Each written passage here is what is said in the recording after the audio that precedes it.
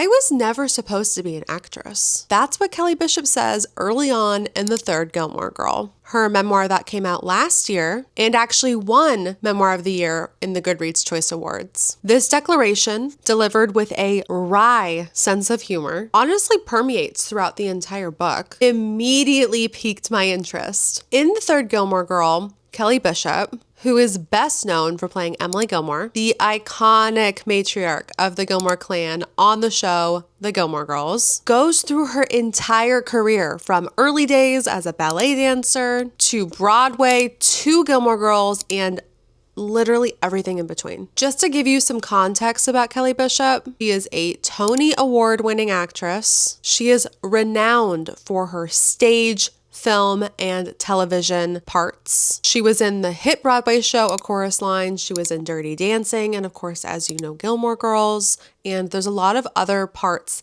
that I didn't even know that she played. This is going to be a very positive review of this book. I liked it very much. If you read it and did not like it, you might not enjoy my review. I absolutely adored and devoured this memoir. I loved it so much. Throughout it, Kelly Bishop shows a lot of passion and resilience. She's also a bit rebellious at times, which is very off-brand for Emily Gilmore, but very on-brand for her TV daughter, Lorelai Gilmore, so that's something to think about. Before I go any further, this review does contain some spoilers. If you have not read this book, but are planning to, please stop here and go to my spoiler-free review that I just posted a couple weeks ago. I will leave the link in the description box below. Okay, so to get into the nitty-gritty of Kelly Bishop's life, you kind of have to start from the beginning. So she starts off discussing her childhood in Colorado Springs. She wanted to be a ballet dancer from an early age, and so she kind of details how rigorous that training was and all of the sacrifices that she made to become a ballet dancer. She very vividly describes the demanding world of dance and the physical and emotional toll that it took on her. But she remained dedicated. She was always determined to succeed, which you see throughout the book is very on brand for Kelly Bishop. So later on, when she's an adult, she transitions from ballet to Broadway. You get to see her move to New York City. She gets a job as a chorus girl, until one day she has this opportunity to act in a show. She determines that she loves it.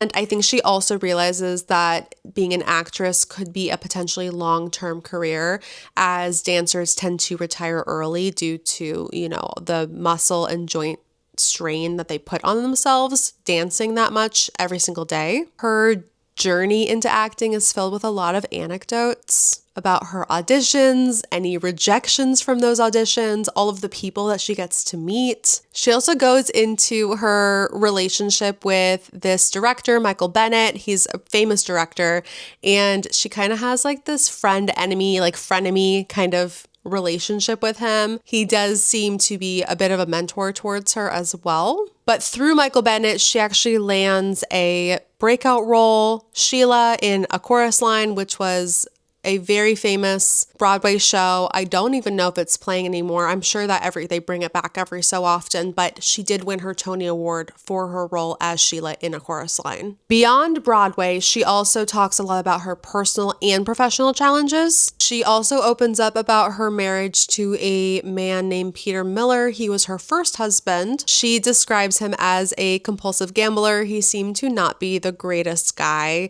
He ended up taking like all of her money, and she kind of had to start over from scratch.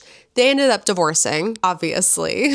But she also talks about her second husband, Lee Leonard. He was maybe the true love of her life, and she was married to him all the way up until his death in 2018. He died from cancer. In between all of this, she also discusses a lot of her other roles throughout her life. She played the mom in Dirty Dancing, Marjorie Hausman. And she also gives you a peek into the behind the scenes of the making of Gilmore Girls. She gives you anecdotes about her co-stars, Lauren Graham, who plays Lorelai Gilmore, Alexis Bledel, who plays Rory Gilmore, and her friendship with the late Edward Herman, who played Richard Gilmore. She also goes into a bit of detail about how she loved the challenge of playing Emily Gilmore, particularly because she felt that Emily Gilmore, this character, was so different than who she felt she was at her core. You know, somebody who perpetuated stereotypes about wealthy, upper class women, like Emily Gilmore. She even talks about how she was worried about taking the role because she thought it might typecast her. Throughout the whole book, Kelly really emphasizes the importance of finding fulfillment beyond just her career. She talks about her passion for gardening, her commitment to social justice causes like women's rights, and her ongoing pursuit, I would say, of personal growth. That's really a theme throughout this book. She is always trying to grow, and she goes to therapy to help kind of understand her feelings a little bit better as well. She even has this moment where she goes into where she was and how she was feeling during the terrorist attacks of 9/11, which was,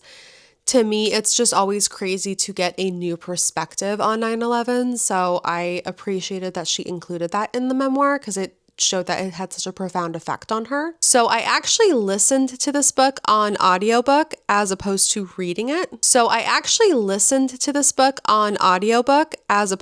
reading it. I decided to do that when I learned that Kelly Bishop was the narrator. I love that husky Emily Gilmore voice. And overall, I just love listening to a memoir written by an author, read by the author in their own words. I just think it's like a whole nother level of experiencing the book. While I was listening, there were two words that kept coming to mind whenever she would tell a story: resilience and determination. She faced so many obstacles and so many challenges throughout her whole life. She lost numerous people. She had a lot of professional setbacks, and yet she consistently found ways to overcome and pursue her passions amidst all of her challenges. Her determination to pursue these passions was unwavering. It was very inspiring, honestly. I also want to talk a little bit about her writing style. I mean, this woman has already been gifted with the talent of acting and dancing. It doesn't really seem fair that she would also have the talent of writing, but she does. She has that talent for sure. She is engaging, she's conversational, she's funny, she's witty. She really does possess a natural storytelling ability,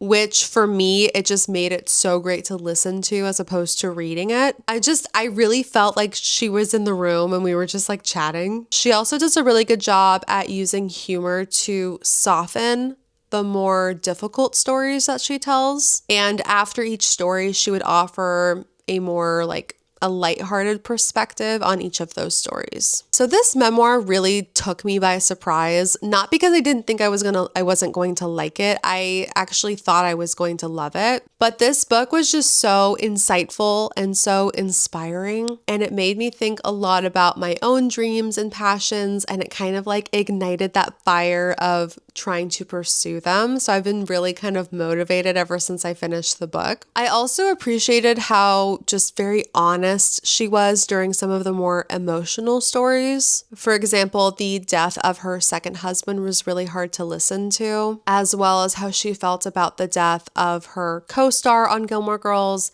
Edward Herman, who played Richard Gilmore. She definitely didn't hold back on her vulnerability, which I really appreciated. And she also found a very unique perspective when reflecting back on all of these experiences. And I just think that that's such a recipe for a good memoir. If I wanted to recommend this book to anybody, I would probably categorize it into 3 different categories. So the first one would be anyone who's a fan of Kelly Bishop or just Gilmore Girls in general. If you like her other work or you like the behind the scenes and all of the different stories that you can hear about Gilmore Girls, then this is definitely the book for you because there are just countless anecdotes about all of her work as well as Gilmore Girls. And then she also includes some of her co-stars in her anecdotes about Gilmore Girls.